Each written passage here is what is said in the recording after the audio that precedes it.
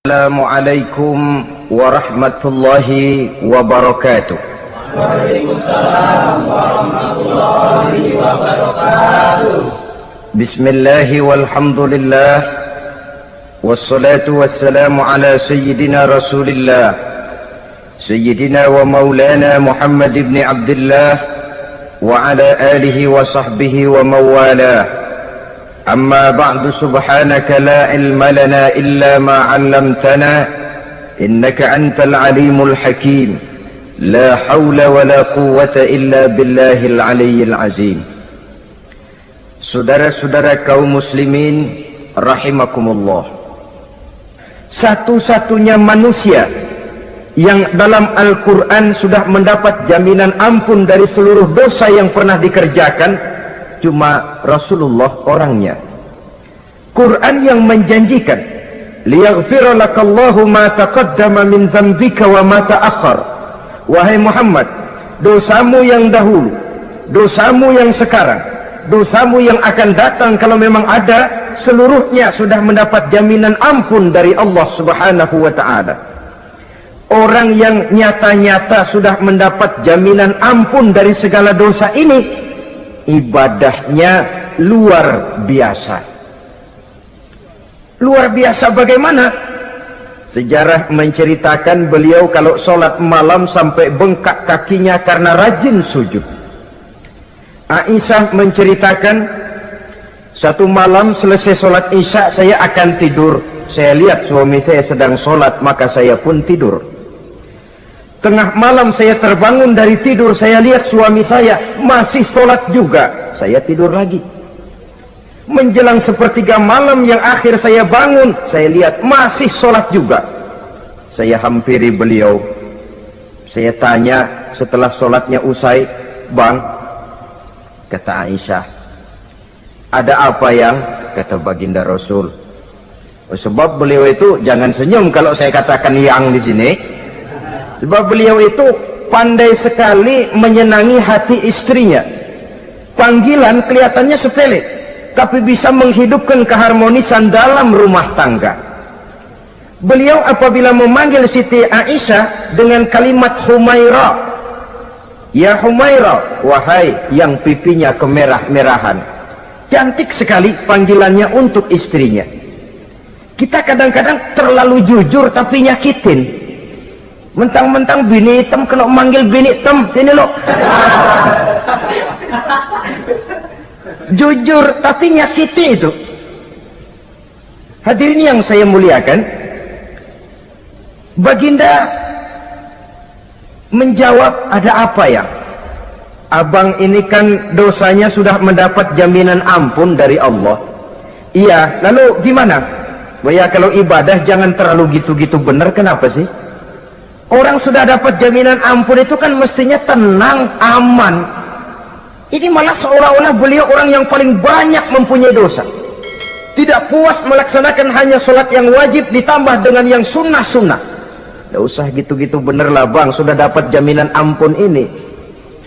Terhadap usul istrinya ini, apa jawab beliau? Sederhana tapi melambangkan sikap jiwa yang luhur. Beliau menjawab, "Aisyah, afala uhibbu an akuna abdan syakura."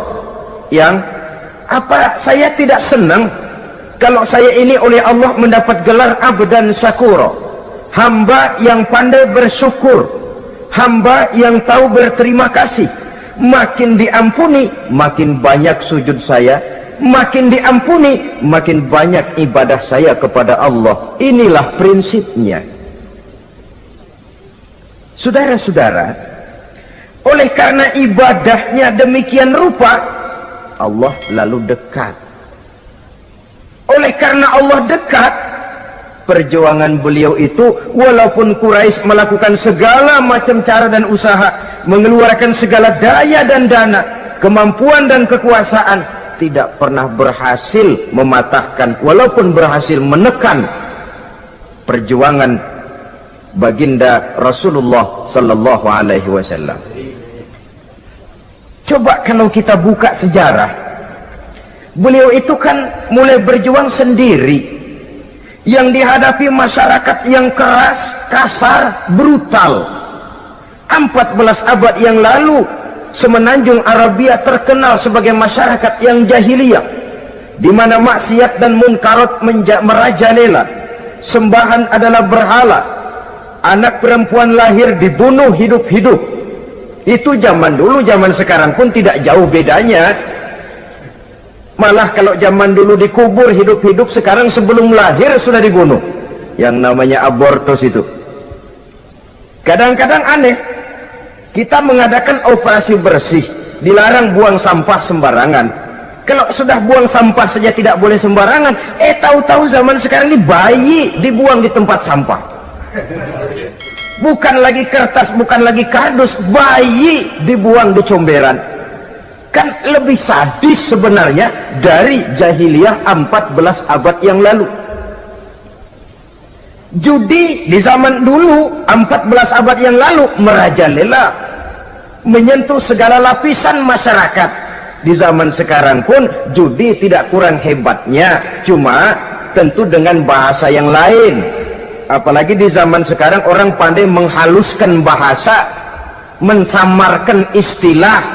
Judi disebut sumbangan umpamanya, sehingga orang lalu tidak terasa bermain judi, terasanya ikut nyumbang.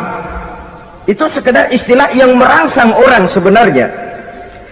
Masyarakat yang semacam ini yang dihadapi oleh baginda Rasul. Diangkat jadi Rasul umur 40 tahun lalu mulai berjuang. Mula-mula secara sembunyi dakwahnya itu, dari pintu ke pintu, dari rumah ke rumah, dari orang ke orang. Hasilnya 3 tahun gerilya berdakwah, dapat pengikut tidak lebih 11 orang. Sudah tidak digaji, tidak dapat beras, hidup pun miskin. 3 tahun dakwah, dapat pengikut 11 orang. Ustadz mana zaman sekarang yang masih mau ngajar? Kalau 3 tahun buka pengajian, yang ngaji cuma 11, bubar. Kiai mana yang masih mau buka pondok? Kalau 3 tahun buka pesantren, santrinya cuma 11. Pemimpin mana yang masih mau kampanye? Kalau 3 tahun kampanye dapat pemilih cuma 11, bangkrut. Tapi tidak dengan Rasul. 3 tahun berlalu, turun perintah fasda bima tu'mar. Tidak usah berdakwah secara sembunyi, Muhammad sampaikan saja Islam secara terbuka. Mulailah beliau berdakwah secara terbuka, terang-terangan. Mula-mula Quraisy dikumpulkan dekat Ka'bah. Kumpulah Abu Jahal, Abu Lahab, Abu Sufyan dan gembong-gembong Quraisy. Di sana buat pertama kali secara terbuka baginda Rasul pidato. Tuan-tuan Quraisy, apakah tuan-tuan percaya kepada saya? Percaya. Kenapa? Karena Anda Muhammad sejak kecil belum pernah bohong. Baik. Jikalau memang tuan-tuan percaya kepada saya, maka mulai hari ini saya serukan kepada tuan-tuan, ankizu anfusakum minan nar. Jaga, pelihara, lindungi dan selamatkan diri tuan dari neraka. Tinggalkan segala macam berhala, jauhi Latta, Uzza, Manat dan Hubal. Sembah Allah Tuhan yang Esa, yang lam yalid walam yulad, yang tidak beranak dan tidak diperanakan. Ini dakwah pertama yang beliau sampaikan. Selesai beliau pidato, Abu Lahab interupsi, angkat tangan. Muhammad, ada apa paman? Alihaza jama'tana, cuma untuk dengar ocehan kayak begini kami dikumpulkan di sini. Tabban laka ya Muhammad. Kalau bahasa kasarnya, mau mampus kamu Muhammad. Nabi tidak jawab, Allah yang jawab. Tabbat yada abi lahabi wa tab, ma aghna anhu maluhu wa ma kasab. Bukan Muhammad yang celaka, Abu Lahab lah yang kelak akan menemui kecelakaan. Dakwah terus berlangsung. Ketika dakwah secara terbuka sudah dimulai, hambatan dan tantangan mulai datang. Sejak dari teror mental sampai kepada teror fisik. Dan puncaknya terjadi pada saat beliau berumur 53 tahun, di mana Quraisy mengadakan rapat di satu rumah yang disebut Darul Arqam. Kumpulah di situ dedengkot Quraisy. Siapa lagi kalau bukan Abu Jahal, Abu Lahab? Mereka rapat. rapat pleno lengkap. Setelah rapat dibuka, kata Abu Lahab kepada Abu Jahal, "Jahal, bagaimana ini Muhammad?" "Iya, bagaimana? Apalagi yang belum kita lakukan," kata Abu Jahal. "Kita fitnah sudah, kita caci maki tiap hari, kita lontari kotoran onta, sahabat-sahabatnya kita bantai, tapi mereka tetap tegar." "Iya," kata Abu Jahal, "dan sekarang ini sahabatnya sebagian berangsur-angsur sudah hijrah ke Madinah. Ini pertanda Islam akan berkembang di kota Madinah. Kalau nanti dia berhasil di Madinah lalu menyerbu ke Mekah, alamat habis kita gulung tikar." "Makanya," kata Abu Jahal, "makanya apa? Makanya dari dulu juga saya bilang, kempesin aja itu." Jadi kalau bahasa okemnya kan begitu toh. "Bunuh saja Muhammad, bunuh." "Iya, soal bunuh sih gampang," kata Abu Lahab. "Tapi Muhammad kan tidak keluar dari batu. Dia punya keluarga, sanak famili dan handai tolan. Kalau keluarganya menuntut balas bagaimana ini?" "Gampang. Kita kan banyak punya suku, tiap-tiap suku kan punya juara, tukang-tukang pukul. Sewa saja, tiap suku ambil tukang pukulnya, kita kepung rumah Muhammad, bunuh sama-sama. Kalau keluarganya akan menuntut balas, dia akan berhadapan dengan seluruh suku yang ada di semenanjung Arabia ini. Bagaimana, setuju?" "Setuju." "Nah, sudah. Kapan kita bunuh Muhammad?" "Kapan lagi, tidak usah buang waktu, besok malam." "Ya, besok malam kita bunuh Muhammad. Tapi awas, semua yang ikut rapat di sini, ingat baik-baik, ini rahasia negara. Besok malam kita akan membunuh Muhammad. Siapa yang berani membocorkan rahasia negara ini, supersip, dianggap menghambat program Quraisy. Itu nanti dijatuhi hukuman berat ya. Jaga rahasia baik-baik bahwa besok malam kita akan membunuh Muhammad. Sanggup?" "Sanggup." Rapat selesai. Hadirin boleh bubar ke rumah masing-masing. Pulang. Namanya manusia, bocor juga rahasia ini. Begitu pulang, cerita sama istrinya, "Bu, anu loh Bu." "Apa Pak?" "Saya tadi ikut rapat." "Rapat apa tuh Pak?" "Besok malam akan ada pembunuhan." "Pembunuhan?" "Pembunuhan." "Siapa toh yang mau dibunuh?" "Muhammad." "Tapi jangan bilang-bilang ya, ini rahasia negara." "Ini rahasia negara Bu, jangan bilang-bilang." "Iya Pak, iya." Nah, besok pagi istrinya ngobrol sama tetangganya, "Mbak Ayu, tahu nggak?" "Apa toh?" "Nanti malam akan ada pembunuhan." "Siapa yang mau dibunuh?" "Muhammad." "Loh, sampean tahunya dari mana?" "Suami saya ikut rapat, tapi jangan bilang-bilang ya Bu ya. Ini rahasia negara. Jangan bilang-bilang, nanti yang satu sampaikan lagi, jangan bilang-bilang, terus jangan bilang-bilang." Akhirnya berita tersebar, sehingga pagi hari itu sebagian besar penduduk Mekah sudah tahu kalau nanti malam akan ada pembunuhan. Maka lepas zuhur, Mekah itu mulai tegang. Yang simpati, "Aduh kasihan Muhammad, nanti malam akan dibunuh." Yang tidak senang, "Mampus, biar dia rasain, ntar malam." Saudara-saudara, begitu maghrib berbunyi sudah, udara mulai gelap, penduduk Mekah sudah kunci pintu seperti ada jam malam. Sepi, sesepi-sepinya. Tutup pintu, kunci, bukan tidur, ngintip dari dalam.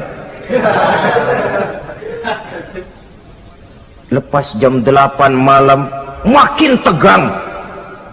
Masing-masing penduduk ngintip dari pintunya. Sudah berangkat belum orang yang mau bunuh Muhammad? Sudah berangkat belum? Kira-kira jam 9 ini, tukang-tukang pukul lewat mau ngepung rumah Muhammad untuk membunuh beliau. Begitu masuk Mekah, penduduk sudah kunci pintu, tapi mereka tahu kalau semua ngintip. Wah, makin hebat ini yang pemuka Quraisy ini, tukang-tukang pukul ini.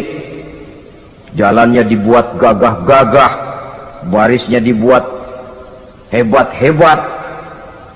Itu injekan tanahnya dalam baris dibuat kencang-kencang, brok brok brok brok, kayak serdadu baris. Lewat dekat rumah penduduk pakai batuk lagi. Yang dari dalam ngintip makin ciut. Wah, ini dia yang mau bunuh Muhammad ini. Sampai di rumah Nabi, dikepung rumah Nabi, di pagar betis. Malam itu di dalam rumah cuma Nabi, Abu Bakar dan Ali bin Abi Thalib. Nabi tahu rumahnya dikepung. Lewat tengah malam beliau berkata, Abu Bakar, saya ya Rasul, mari kita berangkat hijrah. Baik ya Rasul. Ali, saya ya Rasul, kamu gantikan saya ya. Gantikan apa ya Rasul? Gantikan tidur di tempat tidur saya. Baik ya Rasul. Masya Allah, sekali menggantikan mati. Tidur di tempat tidur Rasul pada malam rumahnya dikepung, resikonya kan mati. Menggantikan mati. Lah kalau menggantikan lurah lumayan. Menggantikan mati. Dan Ali tahu persis resikonya. Dan beliau waktu itu masih muda dan beliau tidak nawar. Baik ya Rasul, saya akan tidur di sini, berangkatlah Tuhan. Berangkat Rasul. Ketika keluar dari pintu belakang rumah dikepung rapat, terjadilah keajaiban yang Allah ceritakan. Wa ja'alna min baini aydihim sadda wa min khalfihim sadda fa'aghshaynahum fahum la yubsirun. Di muka, di belakang, di kiri kanan dibuatkan dinding oleh Allah, dibutakan mereka tidak lihat kalau Muhammad keluar dari rumahnya. Siaga penuh, apel, mata melotot, Nabi lewat nggak kelihatan. Sampai Nabi kemudian menuju Gua Thur, 3 malam 2 hari di sana. Dari sana perjalanan dilanjutkan ke Madinah Al-Munawwarah. Allahu Akbar. Mengarungi gurun pasir yang gersang dan tandus, yang terbentang antara Mekah dan Madinah, meninggalkan kampung halaman tempat di mana dilahirkan dan dibesarkan. Keluarga yang berbeda akidah terpaksa berpisah. Kok kuat? Kok bisa? Kok sanggup? Di mana rahasia kekuatannya? Beliau punya sandaran vertikal, ibadahnya kepada Allah. Dengan bahasa kita sekarang, beliau punya backing. Backingnya tidak kepalang tanggung, yang serba maha. Maka saya mengajak kepada seluruh kaum muslimin, di zaman sekarang kan orang lagi main backingan, ya. Nah, siapa yang punya backing punya jalu. Saya cuma mengajak, kalau mau cari backing jangan kepalang tanggung, carilah backing yang serba maha. Maha gagah, maha tahu, maha adil, maha bijaksana, maha segala-galanya. Dan dialah Allah subhanahu wa ta'ala. Saudara punya backing kolonel, tanggung. Nanti dia pensiun habis. Yang kolonel saja tanggung, apalagi yang kopral. Kalau mau cari backing, carilah backing yang serba maha, Allah azza wa jalla. Caranya tentu dekat kepadanya. Untuk dekat kepadanya melalui jalur yang sudah diatur olehnya, melalui Rasulullah sallallahu alaihi wasallam, yaitu salat, ibadah. Makin tinggi nilai ibadah, makin dekat kita dengannya. Makin dekat dengannya, makin banyak fasilitas yang akan diberikan untuk kita. Saudara pegawai negeri ingin cepat naik golongan, itu caranya 2. Pertama, jam kantor disiplin. Jam 7 masuk, jam 3 pulang. Kalau belum jam pulang, jangan pulang. Yang kedua, tambahan, di luar jam kantor sering-sering datang ke rumah kepala bagian. Apa malam minggu, apa hari minggu, apa bawa jeruk, apa pisang Ambon, kan begitu toh. Ini nanti kan kepala bagian kan nilai, karyawan saya yang satu ini jam kantornya disiplin, tambahan dia sering datang hari minggu di luar jam kantor bawa jeruk lagi. Ini mestinya belum naik, lah gua naikin dulu ke atas. Naik, saudara-saudara.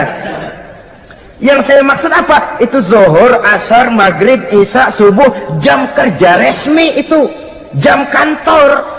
Lah, ada kunjungan di luar jam kantor, yang namanya tahajud, yang namanya hajat, yang namanya duha. Nanti kan Allah lihat, ini hambaku yang satu ini jam kantornya betul, zuhur, asar, maghrib, isya, subuhnya tepat. Tambahan di luar jam kantor, dia sering menghadap kepadaku. Nah, hambaku ini aku angkat kau maqamam mahmuda, ke satu tempat yang terpuji.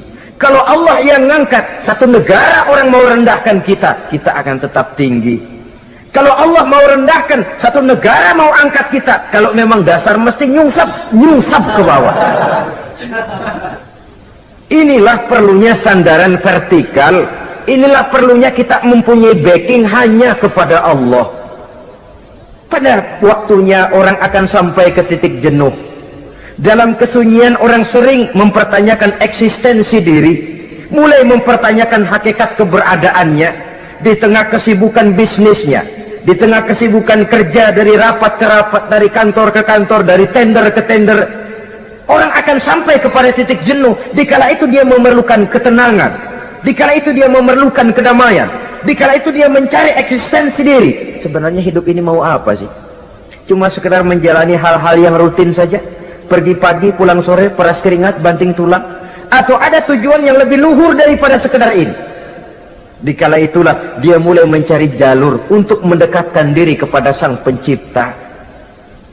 Dan tidak bisa ingin dekat dengan Allah, saudara, pakai aturan sendiri. Ingin dekat dengan gubernur harus ikut aturan yang ditetapkan oleh protokolnya gubernur. Ingin dekat dengan presiden, ya ikut jalur yang sudah disusun oleh protokolnya presiden. Ingin dekat dengan Allah, ya ikut jalur yang sudah diatur oleh Allah melalui Rasulnya. Apa itu? Ya diantaranya sholat, puasa, dan ketentuan-ketentuan ibadah yang lain. Tidak bisa dengan prinsip yang penting kan hati baik, berjiwa bersih, akhlak luhur, tidak usah sholat kalau hati baik sudah dekat dengan Allah. Oh, alangkah enaknya kalau begitu. Kalau dengan itu bisa dekat dengan Allah, rasanya Nabi Muhammad yang paling dulu berhenti sembahyang.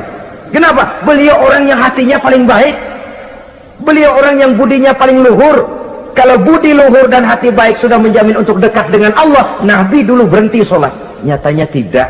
Beliau orang yang berbudi luhur, berakhlak baik, entoh ibadahnya demikian rupa. Dan beliau adalah standar untuk kita jadikan contoh dalam mengamalkan ajaran-ajaran agama di kehidupan kita ini. Saudara, itu tadi sepertiga waktu beliau untuk ibadah, untuk Allah. Sepertiga yang kedua dari waktu beliau adalah untuk tugas. Dalam hal ini, sebagai seorang Rasul, menyampaikan risalah Islam berhadapan dengan umat. Yang jadi soal ialah, apa modal utama beliau di dalam melaksanakan tugas? Dan ini nanti sebagai cerminan buat kita.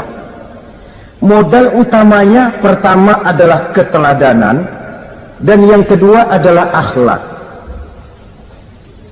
Sekarang ini kita hampir nyaris mengalami berbagai macam krisis. Yang paling santer kita dengar adalah krisis wibawa. Ada Pak Guru dicegat muridnya di jalanan, dipukulin karena nggak naik kelas katanya. Nampaknya guru nggak lagi berwibawa. Di satu pihak mungkin karena si guru tidak bisa digugu dan ditiru, di lain pihak juga murid tidak lagi mengenal arti rasa hormat kepada Pak Guru. Nah, kenapa krisis wibawa timbul? Karena tidak ada keteladanan. Adapun Rasul, wibawa beliau timbul di tengah umat karena keteladanan ini. Apapun yang beliau ajarkan kepada umat, beliau adalah pelaksana pertama. Dengan kata lain, satunya kata dan perbuatan. Ini yang sangat diperlukan di zaman kita sekarang.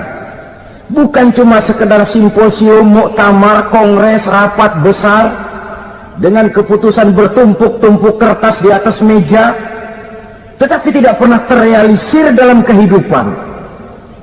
Yang kita perlukan adalah satunya kata dan perbuatan, bahwa kalau itu yang diucapkan, itu yang diterapkan. Kalau itu yang diteorikan, itu yang dikerjakan. Keteladanan. Yang kedua, rahasia sukses beliau dalam melaksanakan tugas berhadapan dengan umat, akhlak. Beliau tidak menyampaikan Islam ini dengan kekerasan, tidak juga dengan bujuk rayu harta, tidak pula dengan menakut-nakuti orang. Belum pernah kita baca dalam sejarah beliau teriak-teriak, awas yang tidak masuk Islam dipecat jadi orang Arab. Tidak. Atau dengan bujuk rayu, ayo siapa masuk Islam super mie 2 bungkus? Tidak. Sebab kebenaran tidak bisa dipupuk dengan materi. Kebenaran adalah soal keyakinan, dan keyakinan adalah soal batin. Orang yang beragama karena tertarik kepada super mie, orang yang beragama karena tertarik kepada pakaian, kepada obat-obatan, nilai imannya dipupuk dengan materi. Dan usaha seperti itu sama saja dengan menegakkan benang basah. Dia percaya kepada sesuatu yang dia tidak mengerti. Dia yakin kepada sesuatu yang dia tidak tahu apa bentuk yang dia yakini itu. Alangkah malang dan kasihannya orang yang beragama seperti ini. Tidak demikian dengan Rasul. Islam ini adalah satu keyakinan. Keyakinan terhadap kebenaran hanya bisa ditegakkan dalam nurani manusia yang paling mendasar.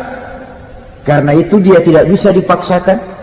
Dan itu pula sebabnya Quran punya prinsip la ikraha fid din. Tidak ada paksaan dalam beragama. Mau Islam silahkan, tidak mau Islam silahkan.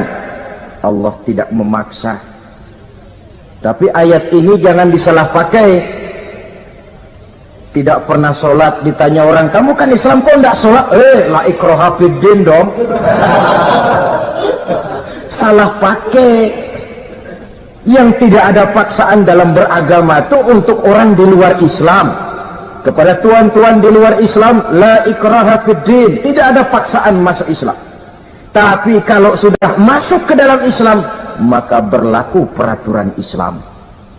Contohnya begini saja, tidak ada paksaan masuk ke rumah saya. Itu toh. Mau masuk silahkan, tidak mau masuk tidak ada urusan.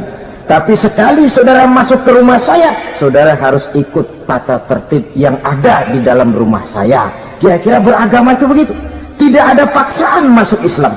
Tapi sekali saudara masuk Islam, maka berlaku peraturan Islam untuk kehidupan saudara. Jadi la ikraha fid din ini buat orang di luar garis. Allah tidak maksa-maksa orang mau masuk Islam mau tidak, silahkan saja. Tapi ketika orang mendapat hidayah masuk ke dalam Islam, peraturan Islam berlaku dalam kehidupannya. Saudara hadirin kaum muslimin rahimakumullah, akhlak. Mari kita lihat lebih jauh bagaimana sih akhlak beliau yang mulia itu. Allahu Akbar. Kalau orang berakhlak kepada teman itu sih biasa. Tapi berakhlak kepada musuh ini yang luar biasa. Ini yang agaknya Allah saja memuji beliau, wa innaka la'ala khuluqin azim. Engkau Muhammad benar-benar berada di atas budi pekerti yang luhur dan terpuji. Kalau saya baik kepada orang yang memang baik kepada saya, logis toh, wajar, memang harusnya.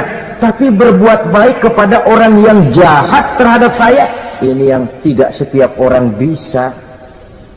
Nah, sebab itu saya tidak ingin menceritakan akhlak beliau kepada sahabat, namanya juga kepada sahabat. Saya akan kutip beberapa riwayat yang menceritakan bagaimana akhlak beliau kepada orang yang nyata-nyata memusuhinya.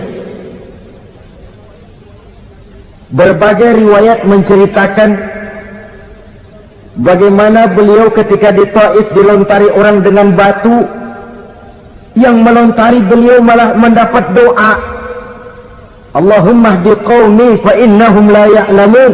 Ya Allah, berikan hidayah, berikan petunjuk kepada mereka yang melontari saya dengan batu, karena mereka tidak tahu.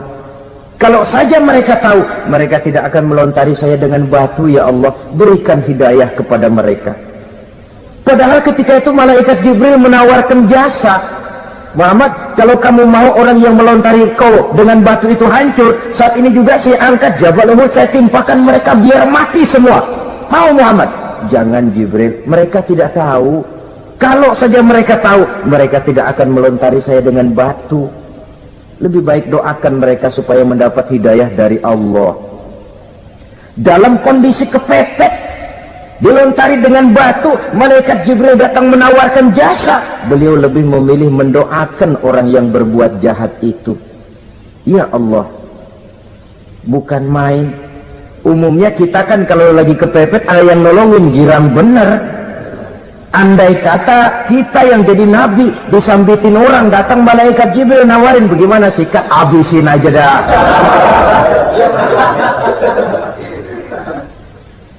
Ini akhlak kepada musuh.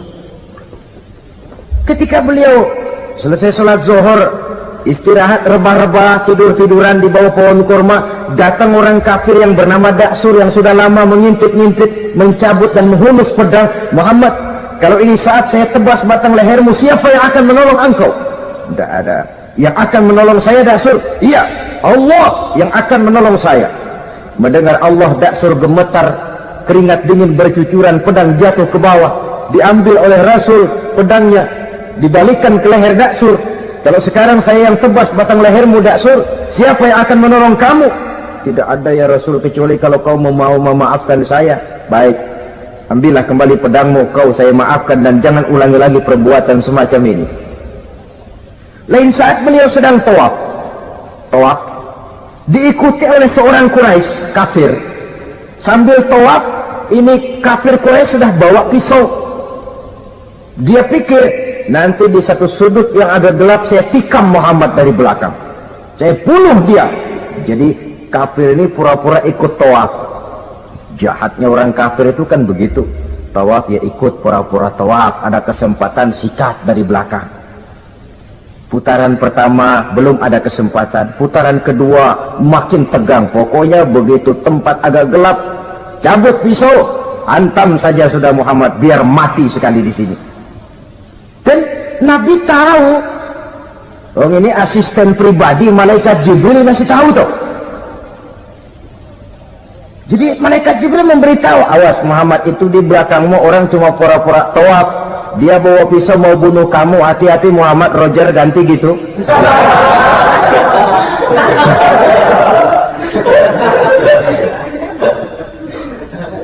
Tahu persis beliau. Sampai di satu sudut yang gelap, si kafir ini mencabut pisau.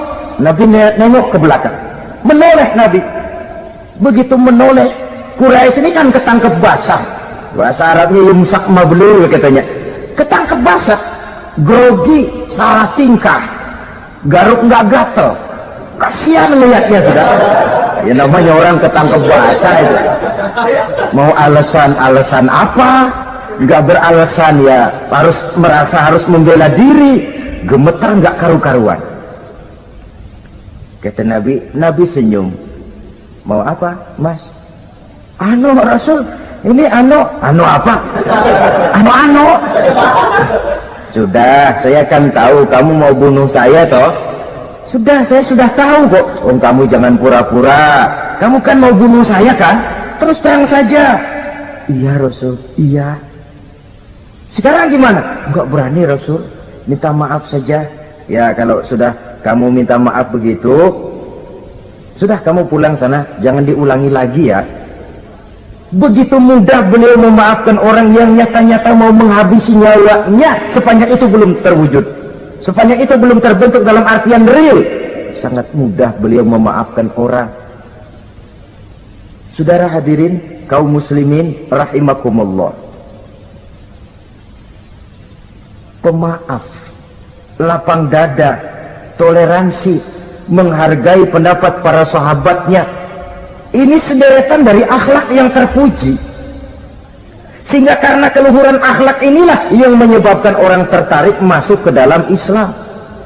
Beliau berprinsip apa? Dasiru wala tunaffiru, yasiru wala tu'asiru. Gembirakan orang, jangan ditakut-takuti. Mudahkan persoalan orang, jangan dibikin sulit. Ini kan satu prinsip yang sangat baik dalam melaksanakan dakwah, dalam menyampaikan misi. Apapun tugas kita di masyarakat, sebagai pegawai pemerintahan, pejabat negara, pedagang, pengusaha, seniman, ustadz, mubaligh, kiai, ulama, dalam berbagai profesi, modal utama untuk sukses adalah akhlak. Sebab hati kita yang tahu cuma Allah. Orang lihat penampilan kita, orang lihat muka kita. Sebab itu Nabi katakan, innakum la tas'una nasa bi amwalikum walakin yas'uhum minhum bastul wajhi wa husnul khuluqi. Kamu tidak akan bisa menarik simpati orang banyak dengan hartamu, tapi bisa kau tarik simpati orang banyak dengan akhlak yang baik dan muka yang senyum, muka yang enak dilihat. Orang kadang sering bilang, dia mah biar mukanya begitu hatinya baik. Iya, soal hati kita nggak tahu. Yang kita lihat pertama muka. Bagaimana gue mau ikut dia, mukanya kayak batu kuburan. Kesan serem pertama itu kan sudah ada. Walaupun kadang-kadang hati memang baik, tapi hati itu kan urusan Allah. Yang kita lihat pertama muka. Ini barangkali nanti termasuk teori dalam psychology of salesman ya, bahwa sesuatu yang baik kalau dihidangkan dengan cara yang tidak baik, orang tidak akan tertarik. Lihat saja, orang sekarang ini kan entah makin lajunya dunia bisnis kita, masuk ke rumah-rumah kita cuma menawarkan air jahe, menawarkan sasa, menawarkan kecap bango, menawarkan barang-barang yang kelihatannya remeh. Ini kan termasuk psychology of salesman. Yang datang ya biasanya perempuan, wajahnya ya lumayan, paling kurang sedikit di atas 6 lah begitu. Lalu tutur katanya sopan, masuk ke rumah tidak sungkan, ada rasa familiar, rasa kekeluargaan, lalu datang. Taktik untuk menawarkan barang yang jadi merek dagangannya. Nah, Islam ini agama yang baik. Kalau disampaikan dengan cara yang tidak baik, sadis, memponis, orang akan lari dan jauh. Menyinggung, bukan menyentuh. Siapapun kalau tersinggung lari, tapi kalau tersentuh, dia akan mendekat. Apaan lo Islam sembayang begitu? Mikirnya anak, gue sembayang diomelin, mendingan kagak sembayang sekalian ketahuan. Saudara hadirin yang saya muliakan, ini yang diberikan contoh oleh baginda Nabi. Apapun tugas kita, pedagang utamakan akhlak, petani utamakan akhlak, seniman utamakan akhlak, mubaligh utamakan akhlak, pejabat negara utamakan akhlak, pelayan dan pengabdi masyarakat utamakan akhlak. Saudara hadirin yang saya hormati, kaum muslimin yang berbahagia. Jadi untuk sukses di masyarakat, untuk sukses di tempat tugas, modal utama adalah akhlak. Dan ini yang dicantikan contoh dari Nabi kita Muhammad sallallahu alaihi wasallam. Sepertiga waktunya untuk tugas. Dalam menjalankan dan melaksanakan tugas sebagai seorang rasul, menyampaikan risalah Islam, berhadapan dengan umat, modal utamanya adalah akhlak. Demikian juga kita di masyarakat. Dan akhlak itu memang harus dibiasakan sejak kita kecil, sehingga dengan demikian nilai-nilai yang baik akan terus terbawa sampai di hari tua kita. Saudara-saudara, rasanya kehancuran satu bangsa dimanapun di dunia ini selalu dimulai dengan kehancuran akhlak daripada bangsa itu sendiri.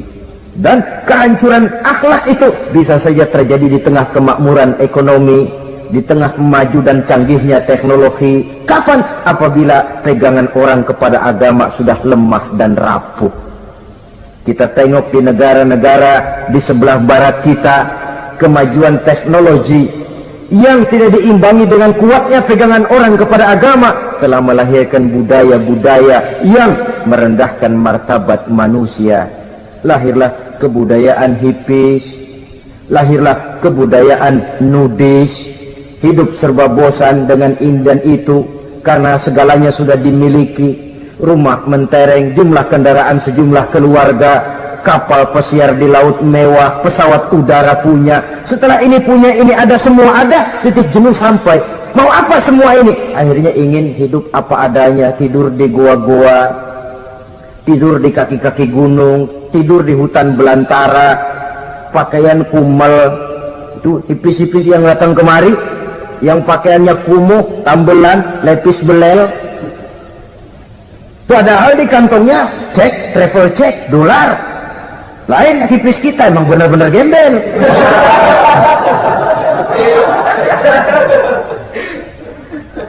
Merasa jenuh, merasa bosan. Bahkan sebuah berita dari Jerman, orang terlalu kaya, pulau dibeli. Di pulau itu dia bikin satu klub yang bernama klub nudis. Setiap anggotanya boleh masuk ke pulau itu dengan catatan tidak boleh pakai pakaian selembar pun, alias bugil, telanjang bulat. Oh, sudah telanjang bulat itu. Dan di sana berlakulah apa yang disebut serba boleh. Jadi kalau di sana ke sana saudara bawa istri masuk anggota, ya silahkan saja. Istilah tukar pakai, simpan pinjam, bisa-bisa saja, asal suka sama suka. Asal perbuatan yang dianggap tidak merugikan orang lain, suka sama suka, sudah tidak bisa dituntut oleh norma yang berlaku. Ya. Itulah sebabnya kita sering prihatin bahwa kemajuan sering membawa pergeseran nilai. Apabila kita tidak bisa menghindarkan diri dari proses pergeseran nilai, setidaknya kan kita bisa menjaga diri jangan sampai hanyut oleh nilai-nilai yang negatif. Akhlak, baik sebagai muslim, baik sebagai bangsa Indonesia yang berkepribadian luhur, itu merupakan cerminan kita. Saya prihatin, belum lama diselenggarakan kontes bibir terindah. Kontes bibir terindah itu kira-kira apa manfaatnya? Apa yang jadi ukuran? Dan bukankah bibir karunia Tuhan? Ya kalau yang bibirnya mungil bisa ikut kontes lah, kalau yang jebleh gitu.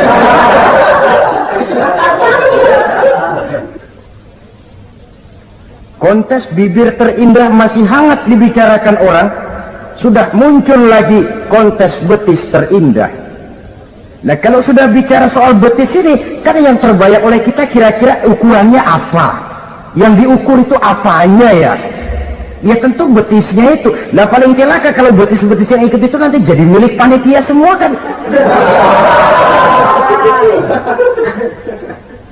Yang tidak usah kita mengukur dengan kacamata agama, dengan budaya kita sebagai bangsa Indonesia yang berfalsafahkan Pancasila, rasanya mendengarnya saja kok sudah tidak sah gitu loh.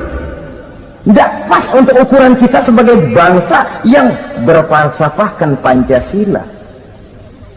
Saudara-saudara kaum muslimin rahimakumullah, ini yang saya maksud tadi, proses pergeseran nilai. Andai kata kita tidak bisa menghindarkan diri dari hal yang semacam itu, setidaknya kita bisa menjaga diri jangan sampai hanyut ditelan proses pergeseran nilai.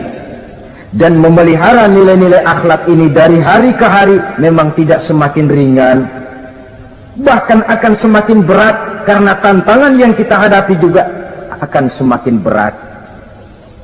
Inilah sepertiga yang kedua dari waktu beliau untuk melaksanakan tugas. Jadi modal utama dalam melaksanakan tugas akhlak. Di antara nilai akhlak itu prinsip Nabi tadi, gembirakan orang, jangan ditakut-takuti, mudahkan urusan orang, jangan dibikin sulit.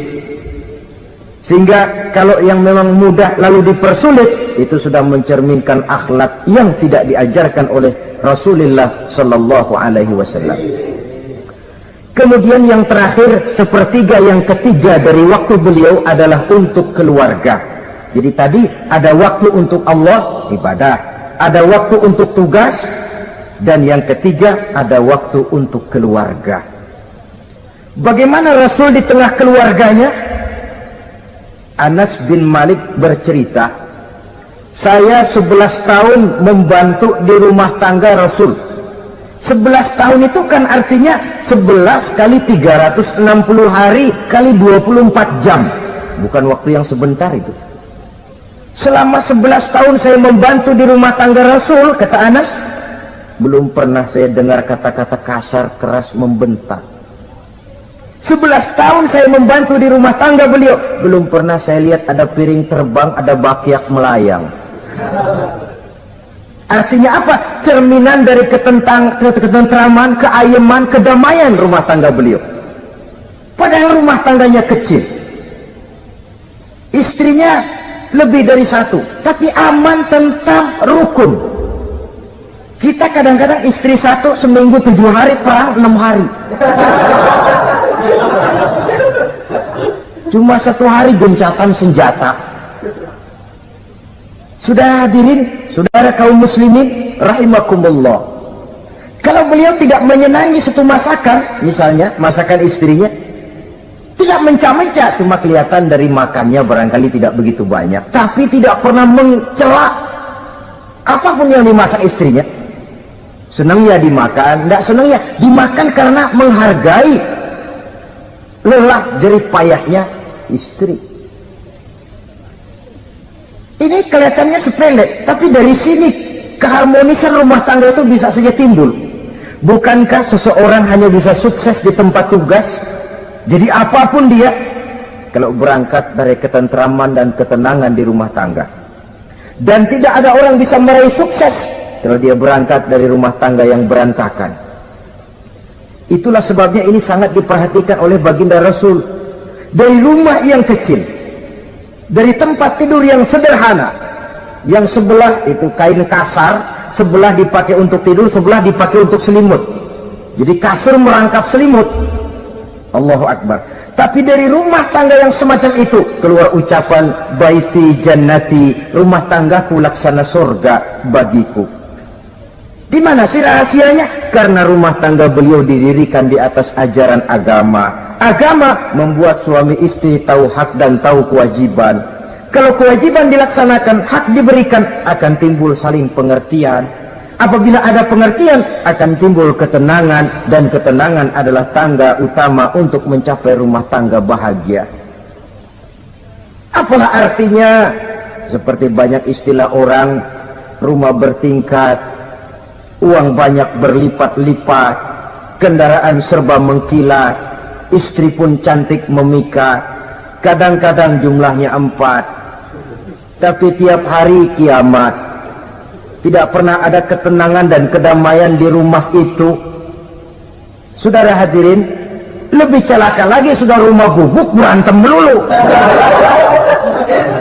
Sudah kiamat itu, sudah kiamat. Jadi dengan adanya pelaksanaan kewajiban, pemberian hak, timbul pengertian. Pengertian membawa ketenangan. Suami keluar rumah, istri tenang di rumah. Suami meninggalkan istri pun hatinya tenang dan tentram, tidak was-was, tidak berpikiran nanti kalau saya lembur ini istri ngompreng, tidak. Si istri pun lega melepas suami karena ada keterbukaan. Ini kan menurut angket terakhir loh ya, yang diadakan oleh beberapa majalah di ibu kota ini, di ibu kota katanya, dari sejumlah laki-laki yang disebarkan angket, ternyata jika ada 3 laki-laki, 2 nyeleweng. Jadi angka penyelewengan itu 2/3 dari jumlah laki-laki itu menyeleweng katanya. Ya mudah-mudahan yang kumpul di sini termasuk 1/3 yang nggak nyeleweng itulah. Dan tidak semua bentuk penyelewengan itu karena alasan ekonomi, bukan pula karena alasan ketidaksetiaan istri, tapi merupakan cerminan dari sikap hidup di mana orang jauh dari nilai-nilai agama, sehingga penyelewengan itu dianggap sesuatu yang manusiawi, biasa-biasa saja, bahkan kadang-kadang ikut membentuk status sosial, melahirkan kebanggaan. Innalillahi. Orang kalau sudah bangga nyeleweng bangga, itu kiamat sudah. Sama saja, bikin dosa ketawa, waduh, itu malaikat gemes benar. Udah bikin dosa cengengesan, cengar-cengir, udah ada rasa nyesel, udah ada rasa takut, udah ada rasa bersalah, biasa gitu. Saudara hadirin yang saya muliakan, ini kan cerminan dari rapuhnya pegangan orang kepada agama. Jadi untuk membina rumah tangga yang bahagia ini, 1/3 dari waktu untuk di tengah keluarga, menghidupkan nilai-nilai agama di rumah tangga kita. Oleh karenanya, pada bagian akhir dari pertemuan yang singkat ini, saudara-saudara, saya mengajak, marilah pandai-pandai membagi dan mengatur waktu. Ada waktu untuk Allah, ada waktu untuk tugas, ada waktu untuk keluarga. Syukur kalau ada keseimbangan. Tapi kalau tidak, istilah usul fikih itu tatimul aham minal muhim, mendahulukan yang terpenting dari yang penting. Kalau ada 3 persoalan semuanya penting, tentu di antara 3 ini kan ada yang lebih penting, yang itulah yang dikerjakan lebih dulu. Dan ini tidak berarti bahwa penjatahan waktunya harus sama. Untuk ibadah dalam sehari semalam sekian jam, untuk tugas sekian jam, untuk keluarga sekian jam. Tidak bisa kita targetkan begitu. Dan yang dimaksud di sini pun adanya pengaturan. Pengaturan tidak berarti bahwa harus sama waktunya, tidak. Kita melihat kepentingannya. Saudara hadirin, sama saja di zaman sekarang, kalau dengan pembangunan kita ingin menciptakan pemerataan di kalangan rakyat, itu tidak berarti bahwa rakyat Indonesia ini standar ekonomi harus sama semua seperti yang dicita-citakan komunis. Tidak bisa. Menciptakan pemerataan artinya kalau yang kaya bisa semakin kaya, kenapa yang miskin tidak bisa naik jadi sedikit kaya? Dan artinya menciptakan kesempatan kepada setiap penduduk Indonesia untuk merubah tahap dan taraf kehidupannya. Demikian juga adanya pengaturan waktu. Bukan berarti untuk Allah sekian jam, keluarga sekian jam, tugas sekian jam. Sebab jam-jam ini sulit kita jatahkan. Kadang-kadang tugas, kadang-kadang keluarga, kadang-kadang ibadah kita sedang gandrung. Yang penting ada keseimbangan dalam cara kita mengatur waktu itu. Nah, saudara-saudara, demikianlah pertemuan dan pembicaraan kita kali ini. Terima kasih atas segala perhatian. Mohon maaf atas segala kekurangan. Usikum wa nafsi bitaqwallah. Wassalamualaikum warahmatullahi wabarakatuh. Waalaikumsalam warahmatullahi wabarakatuh.